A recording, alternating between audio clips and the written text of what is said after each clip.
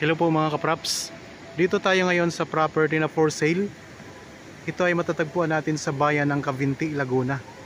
Mismong katabi na po ng ilog mga kapraps. Ito na yung ilog. Ito yung property simula doon sa may niyog na yon. Dikit na dikit po siya sa ilog. Tapos meron na po itong right of way papunta doon sa National Highway mga kapraps. Kaya ating lilibutin itong property para may idea po kayo at makita din natin ang mga tanim sa loob. Okay. So ito mga kapraps ay tabing-tabi ng ilog. Ito na yung ilog mga kapraps. Oh. Ayan.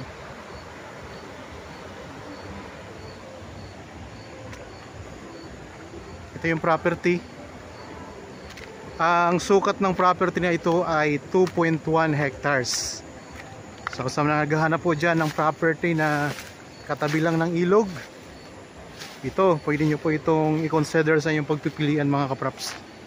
At kung magustuhan nyo, syempre, ayusin nyo na agad ang pagbili nito para maging inyo na. May mga nagsiswimming dito na bata. Tapos mayroon silang ginawa na ditong cottage.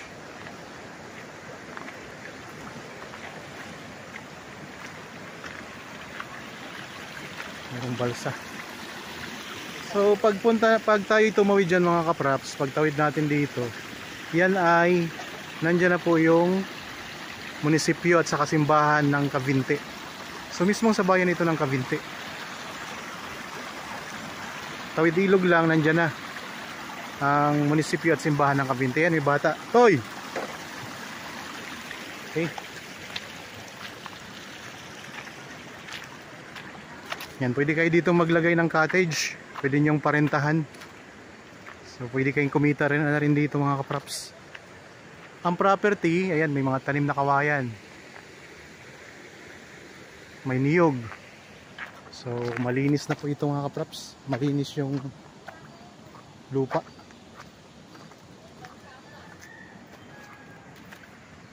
Ito yung sinasakyan nila pansamantala papunta doon sa munisipyo at sa simbahan.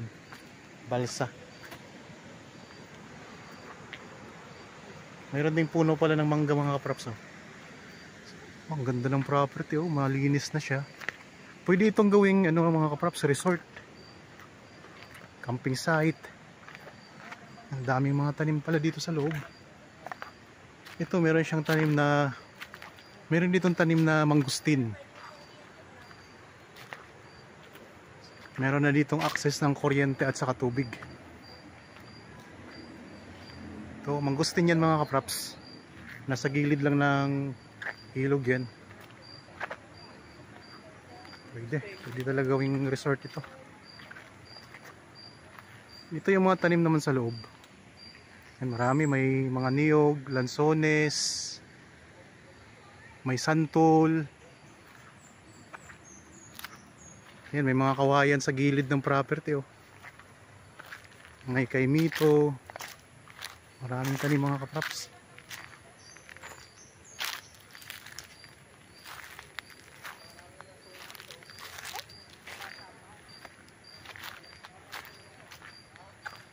Ito yung source ng tubig nila. Oh. Meron silang hose na dito para sa tubig. May marang, may durian.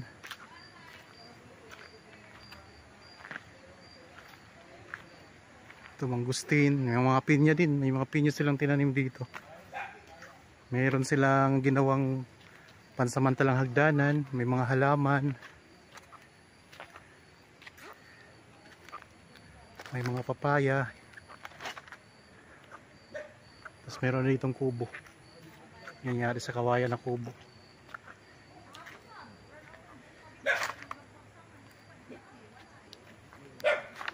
Ganda mga kapraps. Kung interested kayo sa property na ito, pwede nyo kaming kontakin sa mga contact details na nandyan sa inyong mga screen.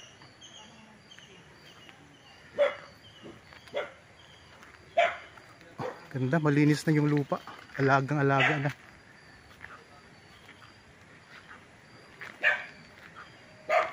Dito medyo pa slope siya papunta sa ilog, pero ang ganda ng pagka-slope niya mga kapraps. Di siya tirik, banayad lang, tingnan nyo. Banayad lang konti. Ayan, ilog na. Pwede kayo talaga itong gawing resort mga kapraps. Camping site. Pwede rin pong tayuan ng inyong rest house. Meron na kayong farm, katabi pa kayo ng ilog. At ang ganda ng pwesto ng property. Malapit sa munisipyo, malapit sa simbahan, tawid ilog lang.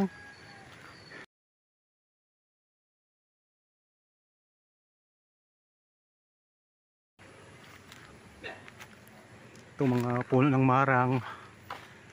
Ang ganda talaga mga props. Yan, ito yung mga kawayan kanina nung nandun tayo sa baba. Yan yung kita ng mga kawayan. Tabi ng ilog. Ayun lang din ang ilog mga kaprops. Ayan. So ano pang hinihintay ninyo? Kung interested kayo, pwede kayong bumisita dito sa property. At kung magustuhan nyo, bilhin nyo na po agad.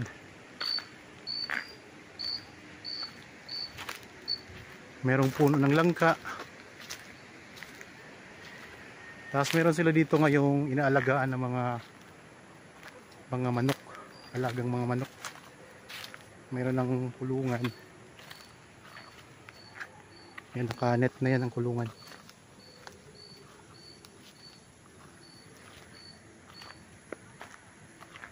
Dito maraming puno ng niyog.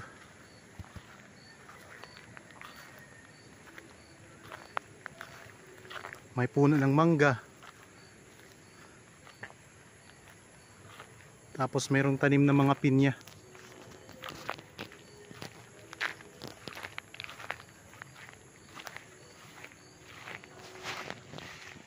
Ito yung ginawa nilang kulungan ng mga manok. Ang ganda ng mga manok mga kaprops. Oh.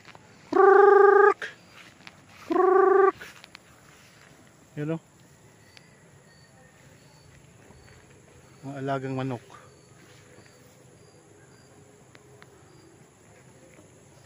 So ginawa nila ay kinulong nila yung manok sa net. Tapos sa loob ng kulungan ng manok mayroon silang mga tanim din na puno ng durian at saka may kawayan din yan mga kaprops. So, ayun, puno ng durian yun. May mga rambutan. May mga puno ng rambutan. So ang presyo nito mga kaprops ay mura lang. Makikita nyo sa description box at sa title nitong video. Ito, may mga tanim sila na ito yung taniman nila ng mga pinya. Yan, mga pinya po yan lahat mga kaprops.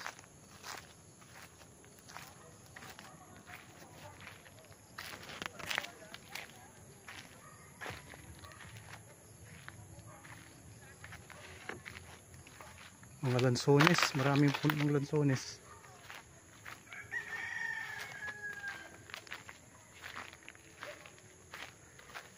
Okay, nandito tayo ngayon sa bandang gitna ng property mga kaprops.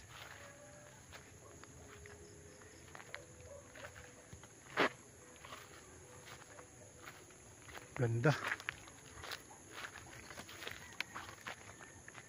Tabi lang ng ilog.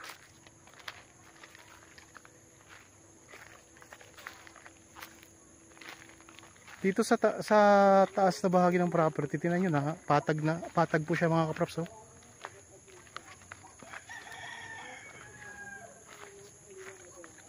Ang ano po, ang bayan ng Cavinti ay katabi po ng bayan ng Pagsanhan. Malapit lang po sa Mahayhay. Tapos sa Luisiana. At medyo malapit din siya sa Lucban, Quezon.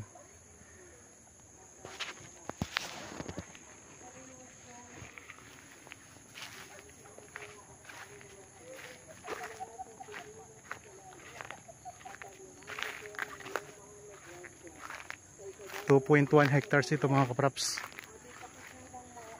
Daming mga tanim sa loob. Ayan, malapit lang tayo sa simbahan mga kaprops. Bayan ng Cavinti. Dinig nyo naman po ang ang misa, no? May nagbimisa. Ngayon kasi mga kaprops, nandito kami ngayong linggo ito, araw ng linggo ngayon.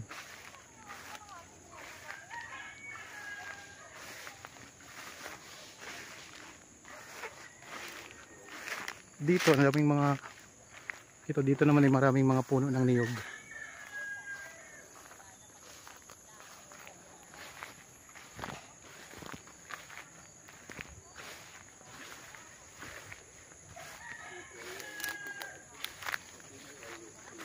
Hanggang saan pa?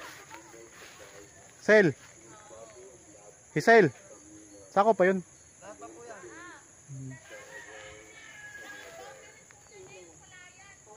Ito pala yung boundary mga kaprops, yung palaya na yan.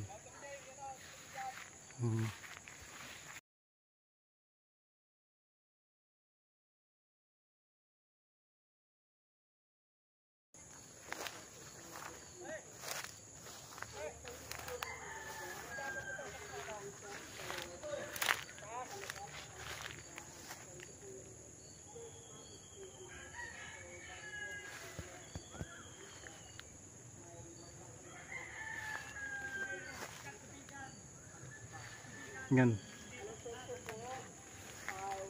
Ibig sabihin, sako pa itong tubigan. Hanggang dito lang.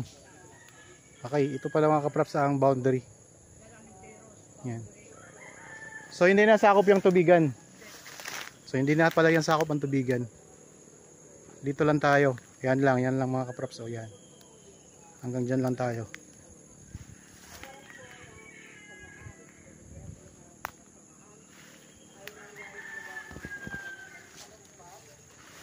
Ilang meters lang papuntang ano?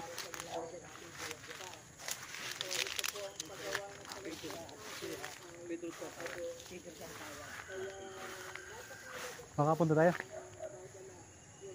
Sa kalsada. Pero ano daw, paid road ang tawag sa ginagawa ko.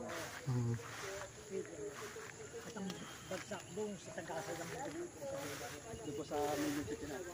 Lampas pa roon.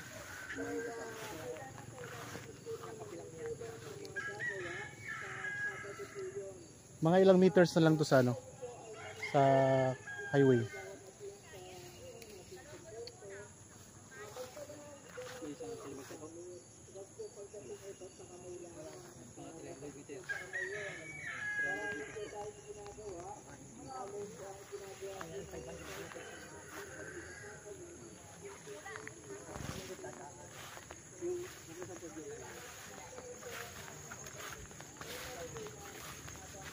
Okay, doon tayo sa ibang part ng property.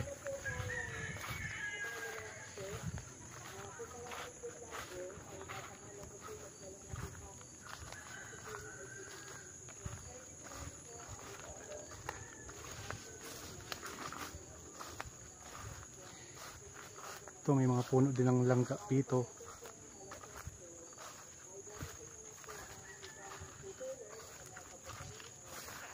Dito na tayo ngayon sa bandang likuran ng property mga kaprops.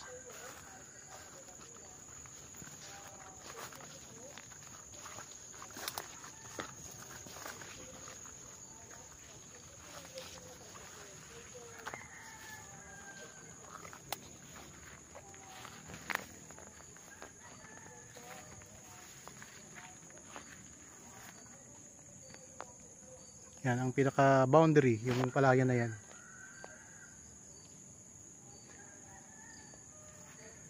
Tapos meron ditong gagawing kalsada na tagos na po doon sa munisipyo at sa kasimbahan.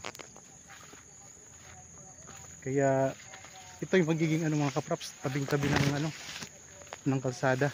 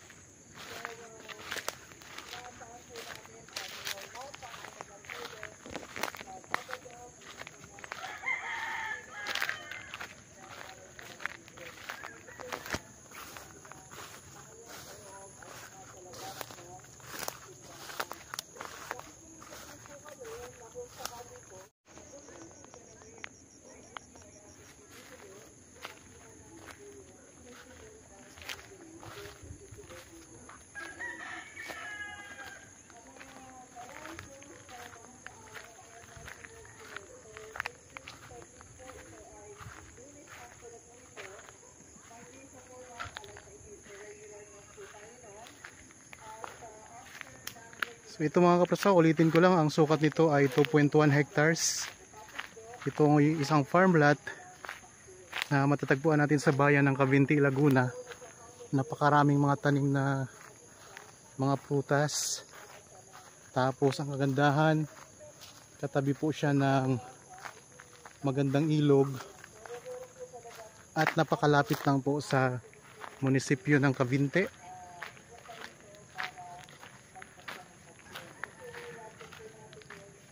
Malapit lang din po sa munisipyo ng Cavinti. Ha? Basta lang masukal, di natin mapasok.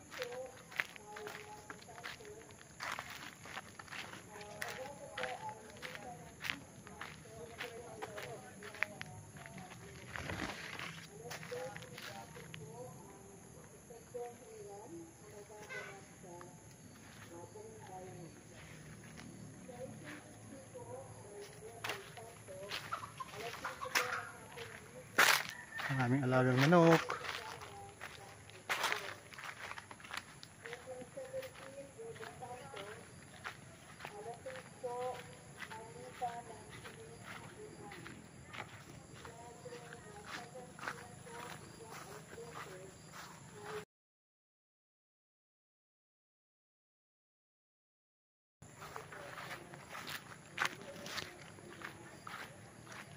Ito yung kubo na tinitirahan ngayon ng caretaker mga kapraps.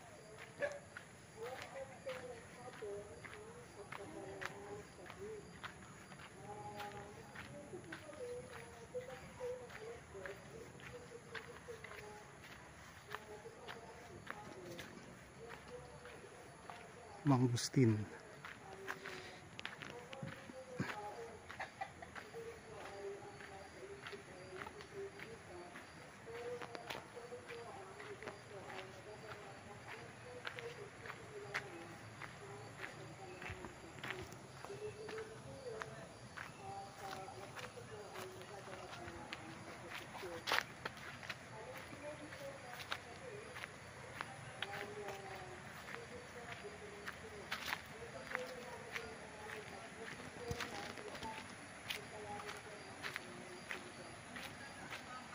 Ito yung mga kawayan sa tabing ilog.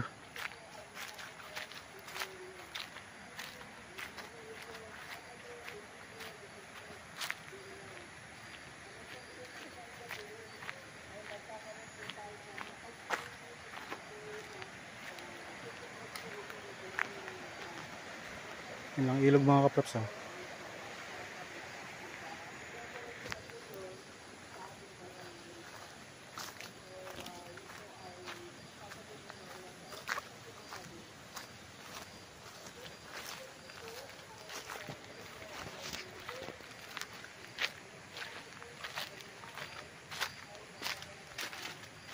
Dito sa part, napakalinis ang pagka ano dito mga kapraps.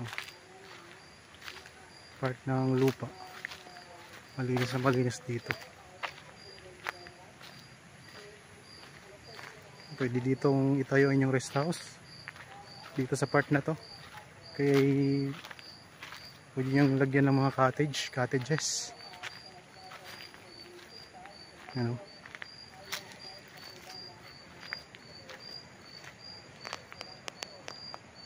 So konting elevation lang mga kapraps mula sa ilog yung lupa. Hindi siya kagaya sa ibang property o ibang ilog na bangin na talaga. Ito ay konting elevation lang. Ayan na po ang property.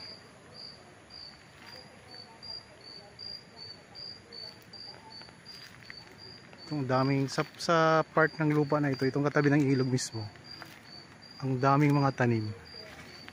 Yan, mga niyog, mangustin, lansones, may mga dami siya, daming tanim. May mga kawayan. May source na ng tubig, may access na ng kuryente. Tawid ilog lang yung munisipyo at sa kasimbahan.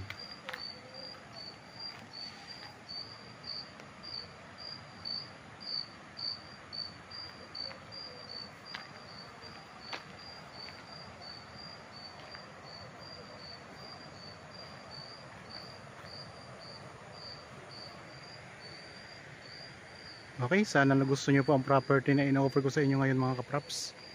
Para po sa mga bago pa lang sa akin channel at napadaan lang po dito sa akin channel, huwag nyo pong kalimutang mag-subscribe at pindutin na rin po ang notification bell para maging updated kayo sa mga bagong property na i-offer po namin.